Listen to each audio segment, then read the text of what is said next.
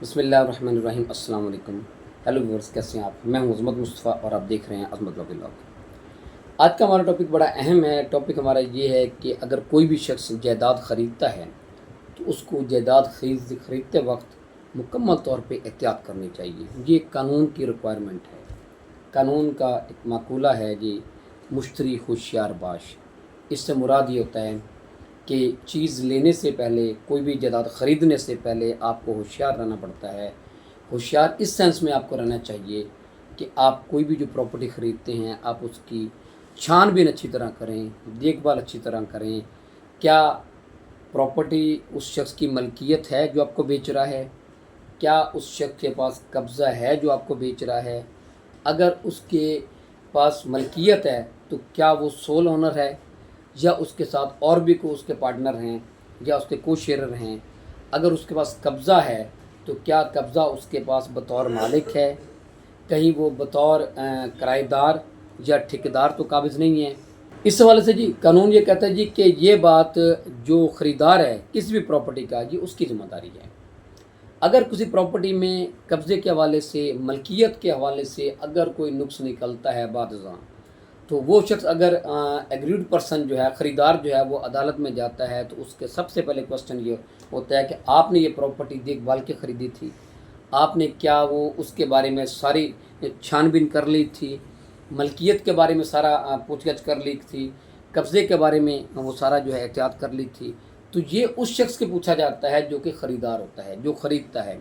इसलिए ये मुश्तरी होशियारबाज़ से मुराद यही है कि आपको हर लिहाज से किसी भी सौदा करने में, किसी भी प्रॉपर्टी को ख़रीदने में आपको होशियार रहना होता है।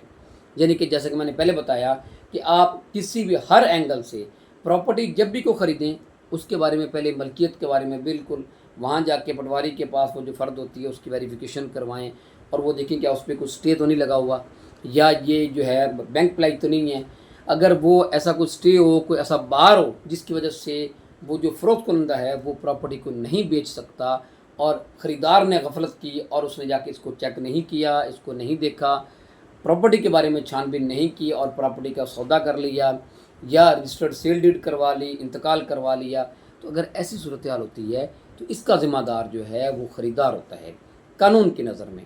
कानून क्योंकि ये कहता है जी कि आपने किसी भी प्रॉपर्टी, इसी तरह कब्ज़े के हवाले से भी बात है कि अगर कब्ज़ा जो है बज़ाहिर एक शख्स आपको दिखा देता है जी कि ये प्रॉपर्टी मेरी है, ये प्रॉपर्टी कब्ज़ा मेरे पास है, तो जो अगर इसमें कोई किराएदार बैठा तो मैंने बिठाया हुआ है, आपने इस हवाले से भी सारी छानबीन करनी है। अगर कोई इस प्रॉपर्टी पे कोई और काबिज़ है तो उससे भी छानबीन करनी है। फर्दर और भी जो है वो इर्द-गिर्द के लोग हैं उनसे भी पूछा जा सकता है। लेकिन यानी कि हर लिहाज से आपने हर वो एंगल इस्तेमाल करना है जिससे आप मुतमईन हो सकते हों उस प्रॉपर्टी की मलकियत के हवाले से और प्रॉपर्टी के कब्ज़े के हवाले से, ताकि आसानी से अगर वो जो काम आप जो प्रॉपर्टी ख़रीद रहे हैं तो वो उसकी रजिस्टर्ड सेल डीड भी आपके नाम बग़ैर किसी फ़राड के, बग़ैर किसी मसले के हो जाए और वो जो प्रॉपर्टी का कब्ज़ा है वो भी आपको मिल जाए।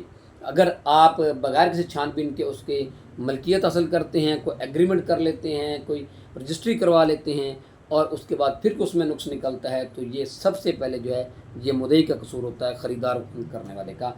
जो ख़रीदार करेगा, जो ख़रीदार होगा उस प्रॉपर्टी का ख़रीदारी करेगा, जो उस प्रॉपर्टी को ख़रीदेगा, ये उसका कसूर होगा कि उसने प्रॉपर्टी जो है वो छानबीन के नहीं ख़रीदी। ये था जी आज का टॉपिक हमारा इस हवाले से।